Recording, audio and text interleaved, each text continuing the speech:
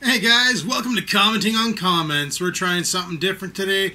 We got a little bit of a different setup for the lighting department and whatnot, and hopefully this makes for a cleaner video to edit. It's not going to be in 60 frames per second, but honestly for vlogs, like who really cares about that?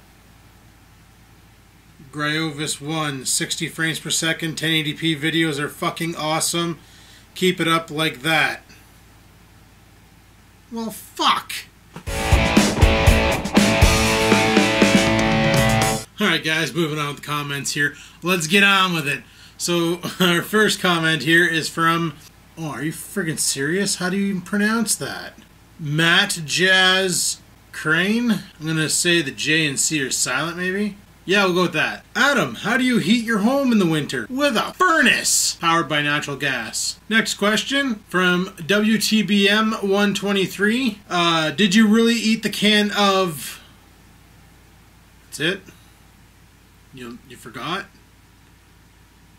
What the hell am I supposed to do with this? J Murray01 says, pepperettes are fine as long as they aren't from the reserve. Oh, the moose meat pepperettes from the reserve. Tasted so good, but it made you shit out your arse for weeks. Oh, that was so bad. Friggin' food poisoning. Both times I bought them from there. Never again. Burned me once, your fault. Burned me twice, my fault. And I don't like burning myself, but when it comes to pepperettes, sometimes I just... stupid. Super Fifth Gear says, 1080p 60 FPS. Wow, vlogging life now in the 21st century. Next milestone, 4K. The only problem with 1080p 60 FPS is the camera that I use, which is a Panasonic friggin' model number HCV500, says so right there. The sensor in here isn't enough megapixels to actually make a real 1080p video. You need, was it 1.98 megapixels to produce a 1080p 30 frame per second video to get 1 pixel per, like, you know, bleh. Well, this only has a 1.5 megapixel sensor, which means it can do 720, but there's no option for 720, and it interpolates 1080p, so it doesn't exactly do the awesomest job. This camera does a better job than this one here. It's just I hate the way this one charges. That's all.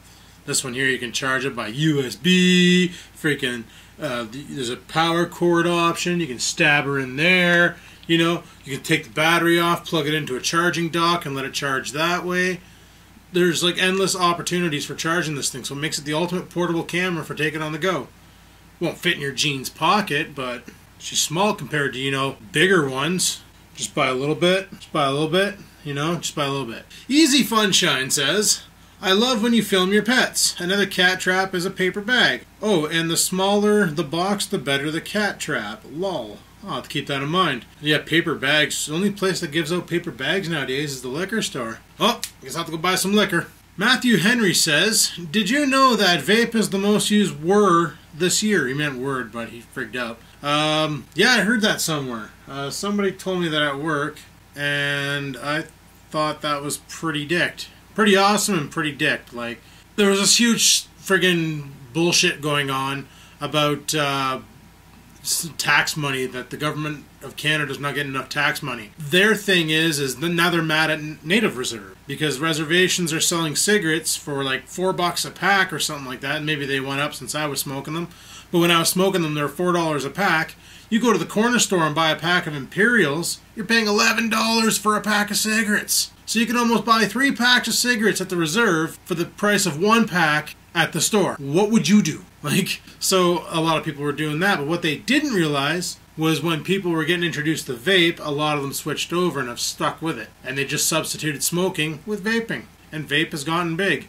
But the government's actually cracking down on the Native Reserves for selling cigarettes now. They're causing a big humbug, and I think it's friggin' hilarious because I don't think they're really the problem here. The drawer won't stay shut. Fix that.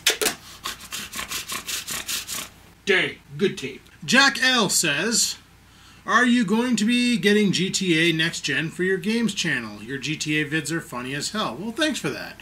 I'm not going to get Next Gen yet because it requires a PlayStation 4 or an Xbone, and I don't have either. I don't have any next-gen consoles, but I have a kick-ass gaming PC, and I heard through the grapevine that it's coming out for PC in January, at which time, if it's offered on the Steam platform, I will be buying it.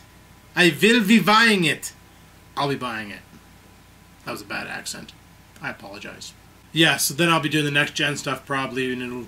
I don't know if I'll be doing, like, if Rex will be involved, if he gets it for his computer or not. We'll find out. We'll see what happens, but I'm definitely getting it for Steam. Dave11686 says, I like my iPhone. And everyone I know, mom, siblings, girlfriend, have iPhones, so I message. But I agree the issue is they're not innovating like they used to, but to each their own, you know. And, well, yeah, sure. If all my friends had iPhones, yeah, I'd probably have one too, just because iMessage is so much nicer than texting. Especially if people are trying to message me when I'm at work, because for some reason cell phone signals just bounce off that building. I'll be sitting at my desk and my phone will be flashing between 1 bar and X, because it just can't.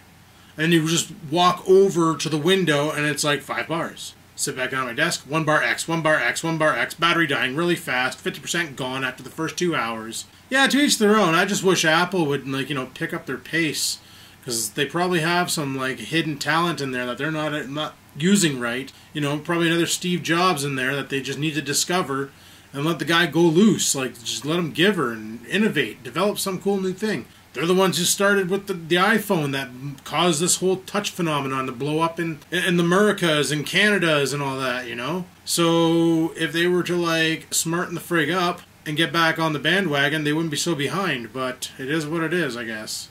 Luckily, they got a bunch of fanboys to buy their shit. Otherwise, they'd be out of business a long frickin' time ago. Enfield Police says, Apple is turning into a GM. A GM? Like General Motors? But Apple doesn't recall. Zoltan688 asks, did you run from the Hortons hookers? Yeah, I don't want to catch AIDS again. Patrick Harsha says, yo bud, what app do you use to make your e-juice? Well, that is a good question. Now you require me to get up and get my phone. Burb. 6.5 hours later. I'm back! Okay, so the app that I use is called, right there, that little penguin looking bastard. E-juice, or it was an e-juice calculator. I got it for Android. If you have an iPhone, they probably got one on there. There's like 1,000 of these different kinds of apps. They all do the same, and it works pretty simple. Click the app, go simple, type in the percentages of what you want to do, like how much flavoring you want to add, how big of a bottle do you want, what your base is, if it's 100%, 99.9%, 60%, 40, I buy 48 milligram, that's what I buy, 48 milligram per milliliter, so then you just dilute it down depending on what you want. Because I only ever vape at 6 milligrams or less, or none, then you just basically put a couple drops in there to call her quits and fire it off, you know, but it'll do all that. It's a great app, and it's free. You don't have to pay for it. You can buy the pro version if you want to, like, start saving recipes and shit. But I just use the free version. Works for me. I like building my own recipes anyway. It's kind of fun. Sometimes you get a juice that's super delicious, like the one I screwed up and made today, which